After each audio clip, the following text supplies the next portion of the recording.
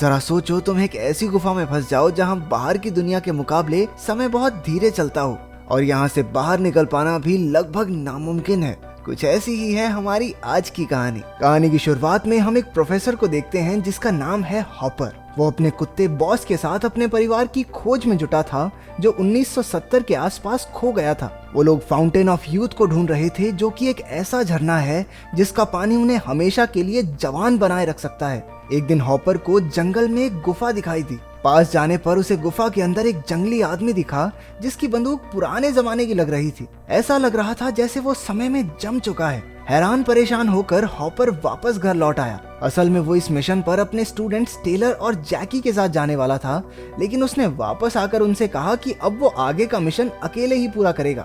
वापस गुफा में पहुंचकर हॉपर ने देखा कि वहाँ एक अदृश्य परत है जो बाहर की दुनिया को गुफा से अलग करती है। उसने अंदर जाने का फैसला किया। उसके अंदर घुसते ही वो समय में जमा हुआ आदमी चलने लगा। अब प्रोफेसर को गए हुए पूरे 2 दिन हो चुके थे, लेकिन टेलर और जैकी को उसकी तरफ से कोई मैसेज नहीं आया था। उन्होंने हॉपर को ढूंढने का फैसला किया। वो टेलर की क्रश कैरा को अपने डैड की गाड़ी लाने को कहते हैं। कैरा की छोटी बहन वीव्स और उसका दोस्त फर्बी भी अपना स्कूल प्रोजेक्ट करने उसके साथ वहाँ आ गए। कितने समझदार लोग हैं ये। अच्छा, जान का खतरा है, चलो बच्चों को भी ले चलते हैं। उन्हें जंगल में हॉपर के परिवार की वैन मिली।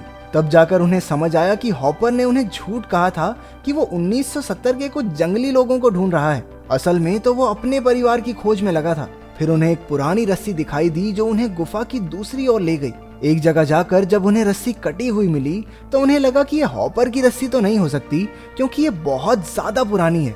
अब हॉपर को ढूंढने के लिए उन्हें गुफा के अंदर जाना होगा, लेकिन वो बहुत गहरी थी। उन सब ने एक एक करके नीचे जाने का फैसला किया, जबकि फर्बी बाहर ही रुक गया क्योंकि उसे नीचे उतरने में बहुत डर लग रहा था। नीचे उतरते वक्त कैरा ने भी वैसी ही अदृश्य परत को महसूस किया जैसी हॉपर को मिली थी। वो सब एक एक करके उसके पार जाने लगे। उधर हॉपर जब उस आदमी के पीछे गया तो उसे कुछ अजीब से एहसास होने लगे। एक तरफ से रोशनी अजीब ढंग से आ रही थी, जैसे कोई जानबूझकर उसे ज्यादा कम कर रहा हो। इसके बाद उसे किसी के जोर से चिल्लाने की आवाज सुनाई दी और हॉपर गुफा के बाहर आ गया। हमने पहले देखा था कि जब हॉपर गुफा के अंदर गया तो बाहर तेज धूप थी, लेकिन सिर्फ 5 मिनट में बाहर आते ही बाहर की दुनिया एकदम बदल चुकी थी। उसकी कार पर पेड़ पौधे उग गए थे और रात भी काफी हो चुकी थी। ऐसा लग रहा था जैसे गुफा में 5 मिनट बीते पर बाहर की दुनिया में 300 साल बीत चुके थे। हॉपर को वहीं कैरा की एसयूवी और जैकी का बैग भी दिखाई दिया। वो समझ गया कि वो लोग उसकी ही तलाश में आए होंगे, इसलिए उसने फिर से गुफा में लौटने का फैसला किया। उधर बच्चे गुफा में आगे बढ़ रहे थे जब अचानक से किसी के चिल्लाने की आवाजें आने लगी। इन आवाजों से डर कर लड़कियां बाहर की तरफ भागी, लेकिन इससे पहले कि वो बाहर निकलते रस्सी टूट गई, जिससे जैकी और टेलर को काफी चोट भी आई। टेलर ने दूसरी रस्सी खींची, लेकिन वो भी कटी हुई थी। उन सबको लगने लगा कि फर्बी ने रस्सियां काटने की शरारत की है। उन्होंने रेडियो के जरिए फर्बी से बात करनी चाहिए, लेकिन उसका कोई जवाब नहीं आया। कुछ देर बाद उन्हें हल्की आवाज सुनाई दी जिसमें फर्बी मदद मांग रहा था। अब उनके पास कोई रास्ता नहीं था, इसलिए उनके ग्रुप ने जख्मी जैकी को वहीं छोड़कर गुफा में आगे बढ़ने का फैसला किया। गुफा की दूसरी ओर उन्हें कटी हुई रस्सी मिली जिसके साथ फर्बी की लाश पड़ी थी। उसकी गर्दन टूट चुकी थी। उन्होंने तुरंत फर्बी के कैमरे की रिकॉर्डिंग देखी जिससे पता चल सके कि आखिरकार उसके साथ हुआ क्या था। फर्बी ने हॉपर के पिता की डायरी से पढ़ा कि गुफा में ऐसा जादुई पानी है जो किसी भी बीमारी को ठीक कर सकता है, और क्योंकि हॉपर की बहन एक लाइलाज बीमारी से जूझ रही थी, इसीलिए उनका परिवार पानी की तलाश में यहाँ तक आया था। गुफा के बाहर कई दिन गुजरने के बाद फर्बी ने अंदर जाकर अपने दोस्तों को ढूंढने की कोशिश की। उसके लिए कई दिन बीत चुके थे, जबकि गुफा के अंदर अभी कुछ सेकंड्स ही गुजरे थे। जैसे ही फर्बी अंदर गया तो उसकी रस्सी टूट गई और वो जोर से नीचे आ गिरा। हालांकि उसकी मौत नहीं हुई, वो 1 घंटे तक वहीं बेहोश पड़ा रहा। जैसे ही उसकी आंख खुली उसने रेडियो के जरिए मदद मांगनी चाहिए, लेकिन तभी एक जंगली आदमी ने उस पर हमला करके उसे जान से मार डाला। वीव्स का ध्यान एक बहुत ही अजीब बात पर गया। कैमरे की रिकॉर्डिंग में कई दिन रिकॉर्ड हुए, लेकिन उन्हें तो गुफा में आए 1 ही घंटा हुआ था। क्योंकि टाइलर और जैकी को चोट लगी थी, इसलिए अब सिर्फ कैरा और वीव्स ही गुफा से बाहर निकलकर मदद ढूंढ सकते थे। कैरा ने वैसे ही चढ़ना शुरू किया जैसे वो अंदर आए थे, लेकिन उसने बाहर पहुंचकर देखा कि बाहर की दुनिया तो एकदम बदल चुकी थी। आसपास एक भी पेड़ पौधा नहीं था और हवा भी अजीब सी हो चुकी थी, जिसमें कैरा को सांस लेना तक मुश्किल हो रहा था। उसे एक बहुत बड़ा रेतीला तूफान अपनी ओर आता दिखाई दिया, और तो और उसे आसमान में एक विशाल ट्रायंगल शेप की चीज उड़ती हुई दिखी। बाहर मदद के लिए कोई भी नहीं था, इसलिए वो एक बार फिर से गुफा में उतर गई।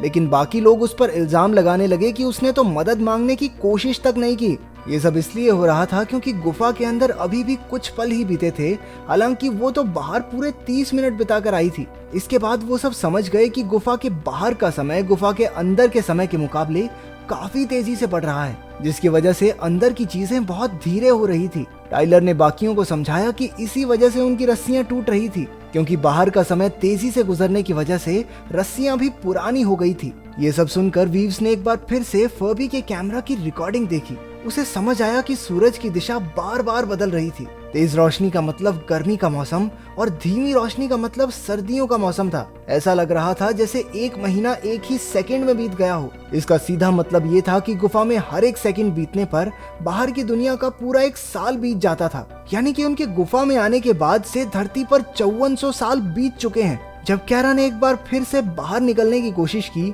तो अचानक एक बहुत ही फ्यूचरिस्टिक और हाई टेक्नोलॉजी वाली सीढ़ी गुफा में आ गई। उसी के साथ एक बहुत बड़ा रोबोट एक स्पेस सूट में था। अचानक कहीं से गुफा के जंगली आदमी ने उस पर हमला कर दिया, लेकिन वो कुछ ही पलों में ढेर हो गया। उनका ग्रुप डर कर गुफा की दूसरी ओर भागने लगा। वहाँ रास्ते में उन्हें एक जंगली आदमी और हॉपर के परिवार की लाशें मिली। 3 और जंगली आदमी वहाँ उन पर हमला करने को तैयार खड़े थे। टाइलर ने उनका मुकाबला करने की कोशिश की, लेकिन उन जंगली आदमियों ने उसे बेरहमी से मार डाला। बाकी लड़कियां अपनी जान बचाकर आगे की तरफ भागने लगी। जब कैरा ने वापस आकर टाइलर की लाश देखी तो वो फूट फूट कर रोने लगी। उसी वक्त वो स्पेस सूट वाला एलियन उसके सामने आ गया। उसने टाइलर की लाश को उठाकर एक पानी के तालाब में फेंक दिया और उस पानी की चमत्कारी शक्ति से टाइलर एक बार फिर से जिंदा हो गया। लेकिन तभी गुफा के जंगली आदमी वहां आ गए और उन्होंने एलियन पर हमला बोल दिया। लड़ाई में उसका हेलमेट नीचे गिर गया। अब वो गुफा की हवा में सांस नहीं ले पा रहा था, लेकिन फिर भी वो सभी जंगलियों को काबू करने में कामयाब रहा। मरने से पहले एलियन ने उन सबको कुछ वीडियोस दिखाई जिसमें न्यूज़ पर उनके गायब होने की खबरें चल रही थी। इसके 5000 साल बाद मानव जाति को बचाए रखने के लिए सभी इंसानों को किसी और प्लैनेट पर शिफ्ट होना पड़ा। अब उन सबको समझ आ चुका था कि अपनी दुनिया में वापस जाने का उनके पास कोई रास्ता नहीं है। उन्हें फैसला करना ही होगा कि उन्हें यहाँ से बाहर निकलना है या हमेशा के लिए गुफा में ही पड़े रहना है। तभी टाइलर को वहाँ हॉपर मिल गया जो बेहद बुरी हालत में था। उसे बहुत चोटें आई थी। वो एक और मोटी अदृश्य परत के बाहर पड़ा था, जिसके दूसरी ओर हॉपर की बहन और उनका पूरा परिवार समय में जमा हुआ था। वो सब फाउंटेन ऑफ यूथ की तलाश में यहाँ तक पहुँचे थे। हॉपर ने उन्हें बताया कि असल में ये गुफा एक सिक्योरिटी सिस्टम है जो फाउंटेन ऑफ यूथ को बचाने के लिए बनाया गया था। हर एक अदृश्य परत के बाद समय की गति बिल्कुल बदल जाती है और जैसे जैसे कोई अंदर जाता है समय की गति भी धीरे होने लगती है। उन सब ने उस पानी के तालाब के जरिए जख्मी जैकी और मर चुके फर्बी को जिंदा करने की कोशिश की, लेकिन बाकी के जंगली आदमी अब भी उन पर हमला कर रहे थे। अब उनके पास बचने का कोई रास्ता नहीं था, इसलिए उन्होंने एलियन की हाईटेक सीढ़ी का इस्तेमाल करके गुफा से बाहर निकलने का फैसला किया। जैसे ही वो ऊपर पहुंचे उन्होंने देखा कि ऊपर से पानी भरना शुरू हो गया था। कैरा ने पानी से बाहर जाने की कोशिश की, लेकिन अचानक भयानक से जानवरों ने उसे दबोच लिया। बाद में पता चला कि वो असल में 5000 साल बाद के इंसानों का ही रूप थे।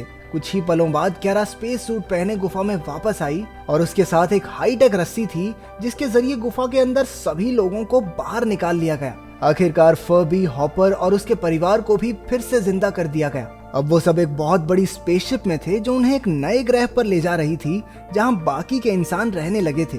तो अगर आपको मौका मिले कि या तो आप हमेशा के लिए जवान रह सकते हो या फिर अपने परिवार और चाहने वालों के साथ एक आम जिंदगी बिता सकते हो, तो आप क्या चुनेंगे? कमेंट्स में जरूर बताना।